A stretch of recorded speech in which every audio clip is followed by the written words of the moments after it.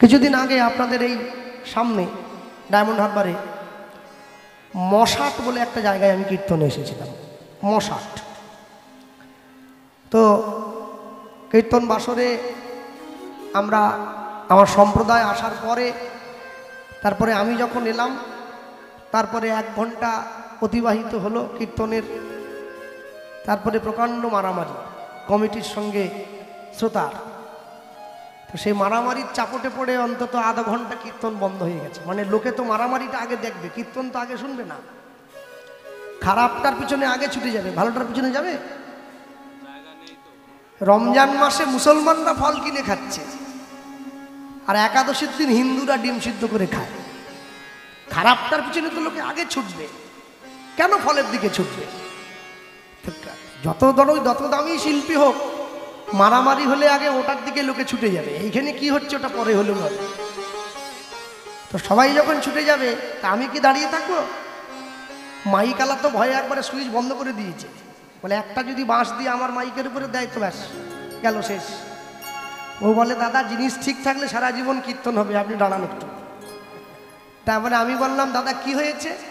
একজনকে ডেকে জিজ্ঞাসা করছি, সেও ছিল তার মধ্যে, জামাটামা ছেড়ে ফেলে যায় না, হ্যাঁ একদম প্রত্যক্ষ সাক্ষী।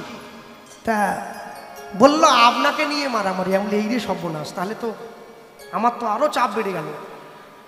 আমাকে নিয়ে যদি তোমাদের মধ্যে মারামারি লাগে তা আমি জানি হয়তো আমি বেরোবার পরে আমারও 2-4টে পড়বে। বলছে না ভয় নেই, আপনাকে মারার জন্যে মারামারি নয়। তাহলে বলছে শুধুমাত্র ভালোবাসার জন্যে ভালোবাসা নয়, ভালোবাসার জন্যে ভালোবাসা। কি শুধু ভালোবাসার জন্য ভালোবাসা? যাদের বিয়ে হয়েছে, যারা নতুন নতুন প্রেম করছে, তাদের বিয়ে হবে বলে কথা চলছে, শুধু কি ভালোবাসার জন্য বিয়ে নাকি? ভালো থাকার জন্যও বিয়ে। যতই মেয়ের মা বলে দিক আমার মেয়েকে তুমি একটু মোটা ভাত মোটা কাপড় দিলে আমার মেয়ে খুশি হবে, জীবনে থাকবে না। ওটা বলতে হয়। মোটা ভাত কেউ খায়, 2 দিন দিলে 3 দিনের দিন বাপের বাড়ি চলে যাবে ব্যাগ দিয়ে, ওটা বলতে হয়। তা ভালোবাসার জন্যে শুধু ভালোবাসা নয়, ভালোবাসার জন্যেও ভালোবাসা। তা আমি বললাম কি নিয়ে? বলছে এই যে আসরটা দেখছেন মশাট গ্রামে কত ভক্ত বসে আছে। আমি বললাম 1000-5 তো হবে। বলে আরো 5000 বাইরে দাঁড়িয়ে তারা মারপিট করছে। বললাম কি জন্য? বলে ওরা ভিতরে আসতে পারছে না, সেই জন্য। কমিটির উপরে ওদের রাগ হয়েছে, তোমরা যদি গোপালকৃষ্ণ পালকে ডেকেই এনেছিস তোদের বসার জায়গা নেই কেন? তা কমিটি বিপদে পড়ছে। বলে দাদা আমাদের যেই রকম জায়গা কি আর হাত দিয়ে বাড়িয়ে দেবো? লোকের বাড়ি ভেঙে দেবো নাকি? বলে তাহলে বাইরে টিভি দিসনি কেন? সেই নিয়ে 2-4 কথায় একটা ঘুষিয়েছে, ও তাকে একটা ঘুষিয়েছে, এইবারে চলছে পরপর ঘুষি।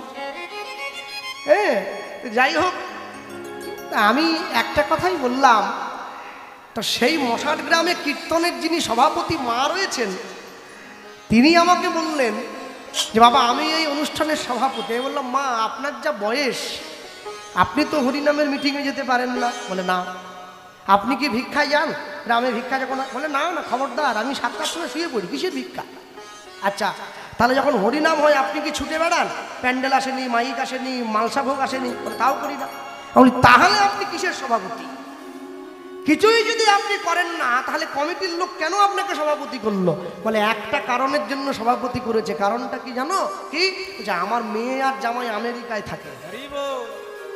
আচ্ছা এই হচ্ছে তাহলে সভাপতি হওয়ার মূল কারণ। যত টাকা হরিনামে কম পড়বে উনি দিয়ে দেবে, ওই জন্য গ্রামের লোকের চাপ নেই। সে 10,000ও হতে পারে, 1 লাখও হতে পারে। ও মেয়েকে ফোন করলেই মা পাঠা পয়সা, হরিনামে কম পড়েছে। তাহলে শুধু 2টো পা থাকলেই হাঁটা চলা সমাজে বড় মানুষ হওয়া যাবে না, আরো 2টো জিনিস থাকা দরকার।